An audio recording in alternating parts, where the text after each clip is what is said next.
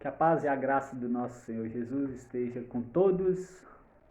Vamos para mais uma reflexão da palavra de Deus. E hoje o tema é atributos de Deus. Nós sabemos que os atributos de Deus são divididos em duas categorias, né? Atributos incomunicáveis e atributos comunicáveis. Então hoje nós vamos falar dos atributos comunicáveis. E o próximo vídeo eu estarei gravando sobre os atributos incomunicáveis. E baseado, nós vamos ler aqui em Gênesis capítulo 1, versículo 26 e 27, que diz assim, somente o 27, criou Deus, pois o homem à sua imagem, a imagem de Deus o criou, homem e mulher o criou. Bem, nós sabemos que Deus tem atributos. O que é atributo? Atributo é a qualidade de Deus. Quando nós falamos sobre os atributos de Deus, então nós estamos falando sobre as qualidades, sobre as características que Deus tem.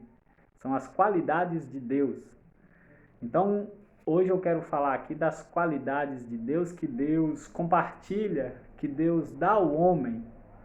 Quando nós lemos esse texto aqui, onde fala que criou Deus, pois o homem é a sua imagem e semelhança, homem e mulher, Deus o criou, nós podemos entender que Deus está falando a semelhança sobre os atributos morais. Exemplo, Deus é perfeito e fez o homem perfeito, sem pecado.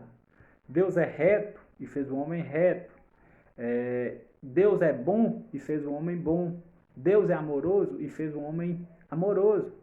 Então, quando nós falamos que o homem é feito à imagem e semelhança de Deus, nós estamos falando sobre os atributos morais que Deus inseriu no homem ao criar.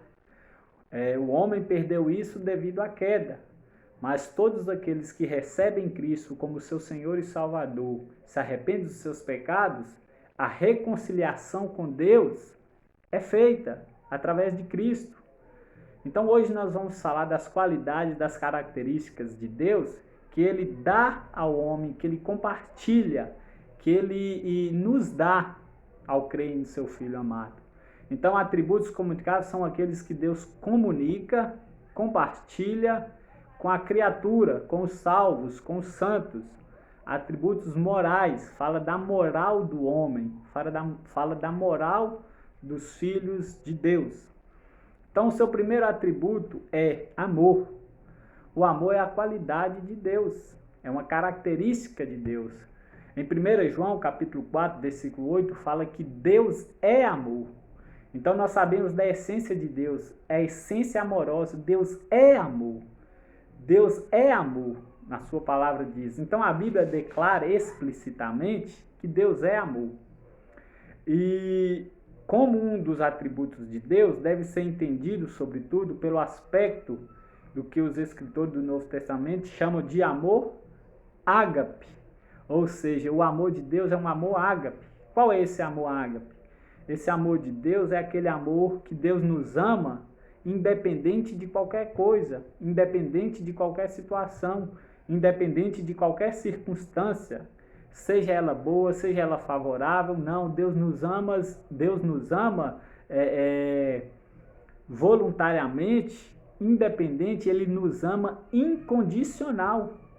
Não precisa eu fazer nada para Deus me amar, ou deixar de fazer nada para Deus me amar. Independente disso, o amor por Ele que Ele tem por nós é incondicional, é o amor ágape.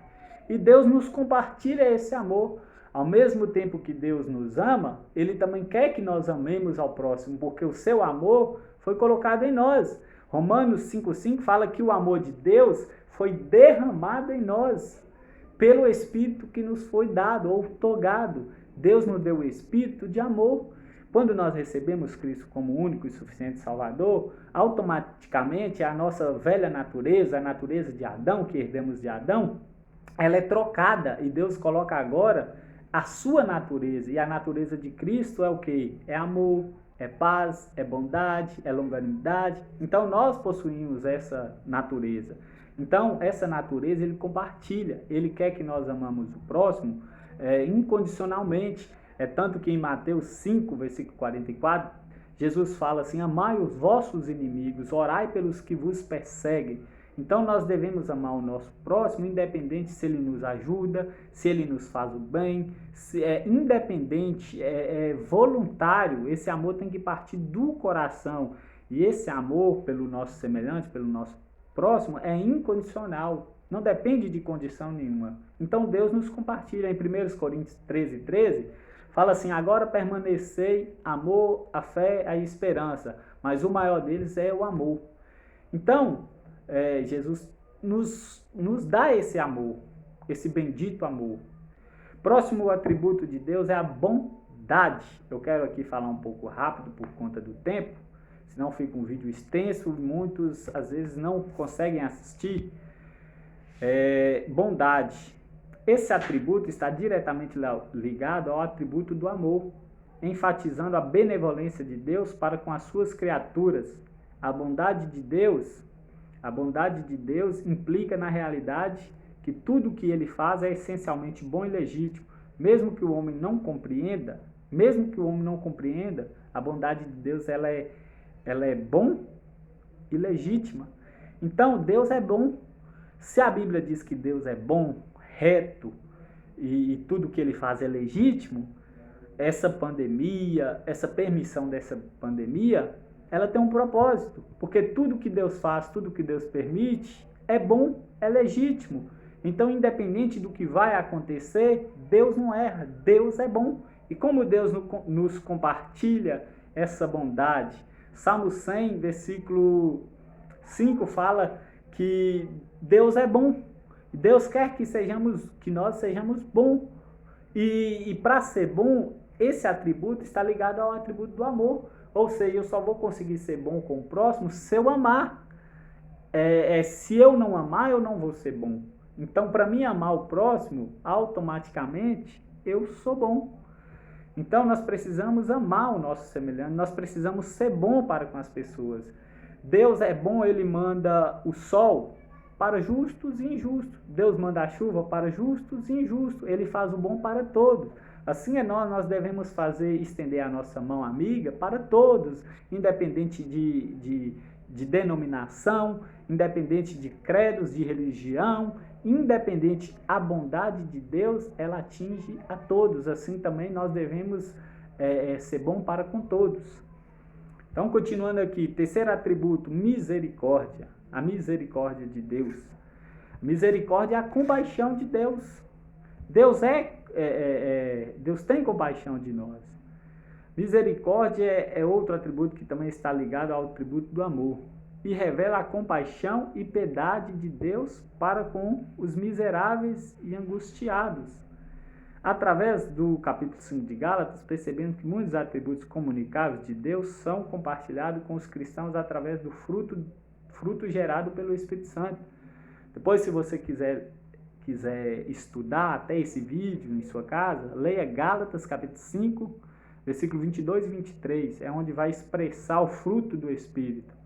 Então, Deus é misericordioso, Deus tem compaixão de nós, nós pecamos todos os dias, nós fazemos coisa que desagrada a Deus todos os dias, e Ele tem compaixão, Ele nos perdoa quando vamos diante dEle com sinceridade, quando confessamos, Ele está pronto a nos perdoar. Então, e como aplica a nós a misericórdia? Deus quer que nós perdoamos o nosso próximo, usamos de misericórdia do nosso próximo, daqueles que dependem, daqueles que precisam. A oração do Pai Nosso fala que perdoai as nossas ofensas, nossos dívidas, nossos pecados, assim como nós também perdoamos a quem nos tem ofendido. Ou seja, para mim alcançar o perdão de Deus, eu preciso também liberar o perdão para o meu semelhante. Porque eu não posso ser hipócrita e orar, perdoa, Senhor, como eu tenho perdoado o meu próximo. Porque se eu não perdoei o meu próximo, logo, essa oração é fingida, é hipocrisia. Então, Deus quer que usamos de misericórdia para com todos.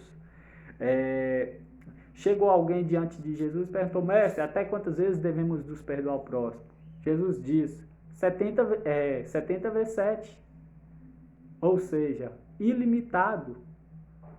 O perdão é ilimitado, não tem quantia.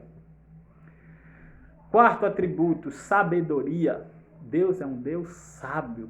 inteligente, por mais que estudamos esses atributos de Deus, com a revelação de Deus na sua palavra, a nossa mente ainda é fraca, é limitada para compreender essas grandezas de Deus, essas maravilhas. Deus é um Deus sábio. Significa que Deus é infinitamente sábio, de modo que Ele próprio é a fonte da sabedoria. Quer ter conhecimento? Vai na fonte. Quer ser sábio? Vai na fonte. Quem é essa fonte? É Deus. Deus é a fonte da sabedoria. Além disso, devemos entender que a sabedoria de Deus é completamente superior à sabedoria dos homens.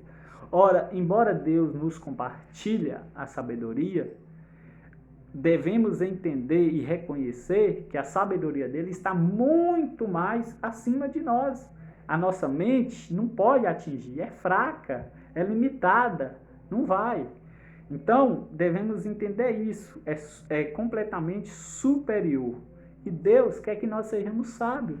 Sábio, pessoas sábias, cheias de sabedoria para resolver os seus negócios, para resolver certas situações. Nós precisamos de sabedoria para lidar com várias coisas nessa terra. Nós precisamos de sabedoria para resolver a nossa vida financeira, nós precisamos de sabedoria para resolver a nossa vida espiritual, para saber qual direção ir, qual direção tomar. Nós precisamos de sabedoria. Então, como Deus compartilha essa sabedoria ao homem? Tiago capítulo 1, versículo 5 ao 8, você pode ler depois, vai falar daquele que deseja ser sábio. Se você quer ser um homem sábio, pratica o que está em Tiago capítulo 1, versículo 5 ao 8, que fala assim: que alguém dentre vós necessita de sabedoria? Sim, eu necessito. Se você confessar que necessita, é para você a palavra.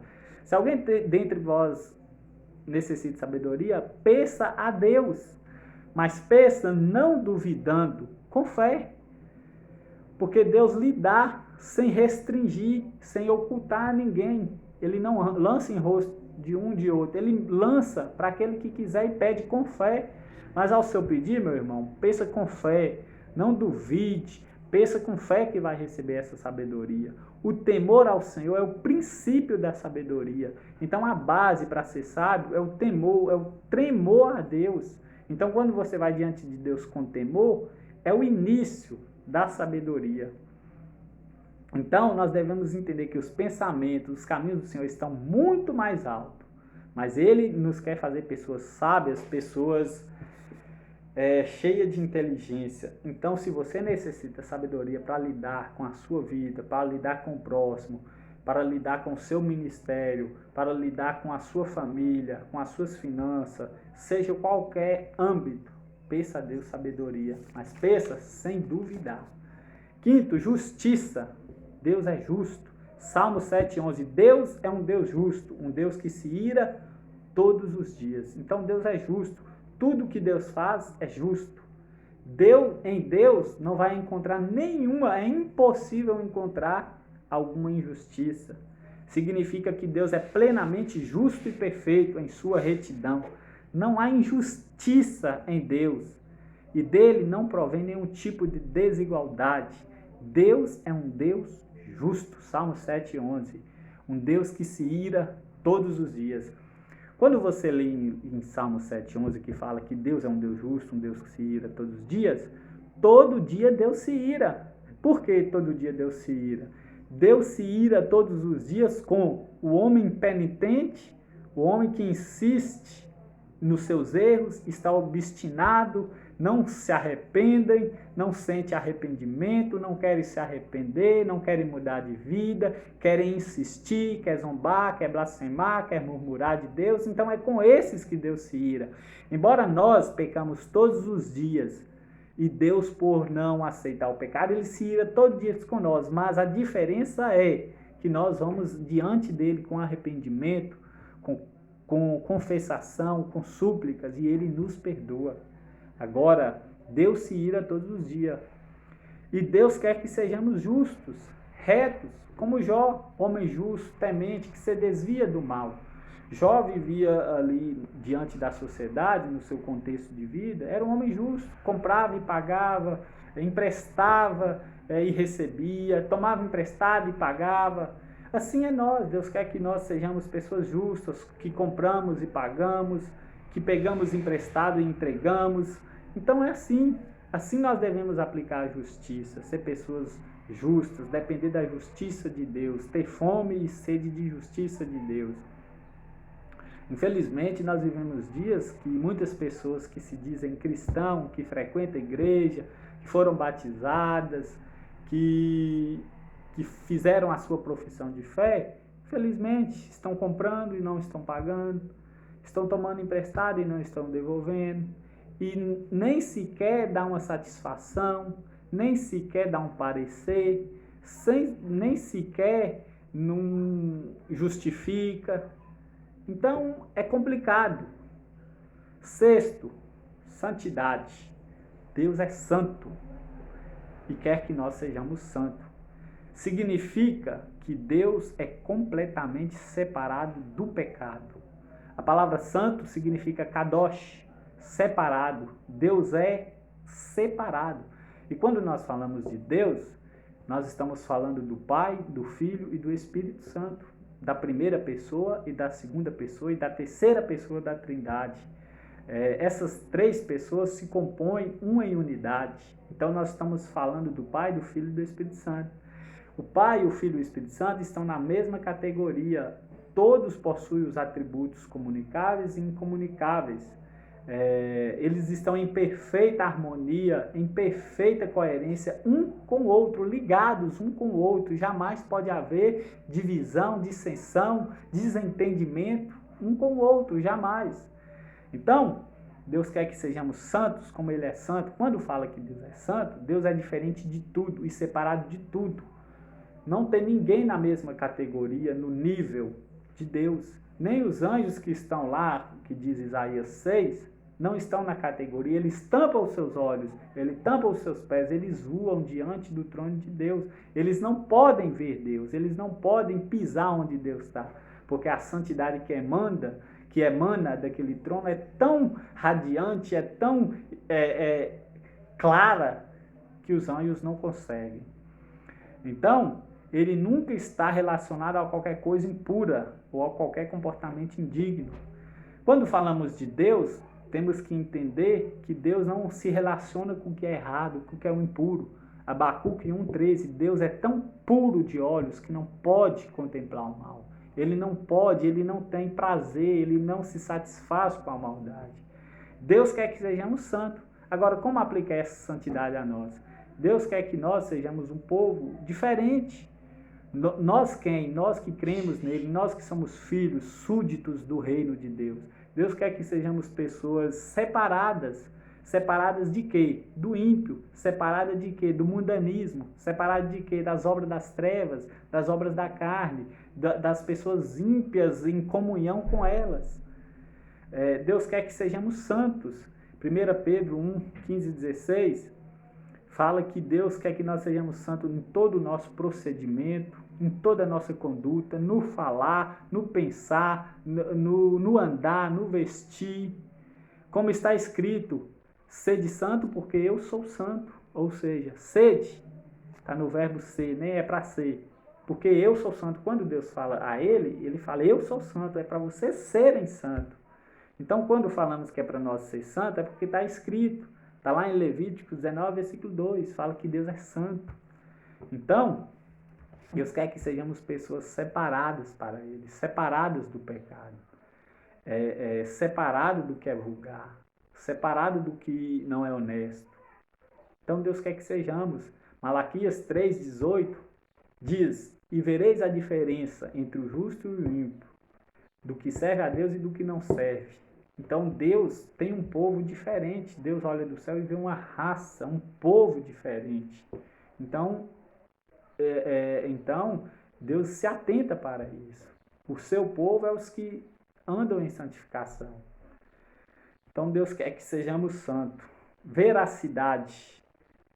Veracidade significa que Deus é o sétimo. Significa que Deus e tudo que provém dele é necessariamente verdadeiro, infalível e absoluto, confiável, de modo que ele é o próprio Deus verdadeiro, O atributo da veracidade expressa a fidelidade de Deus.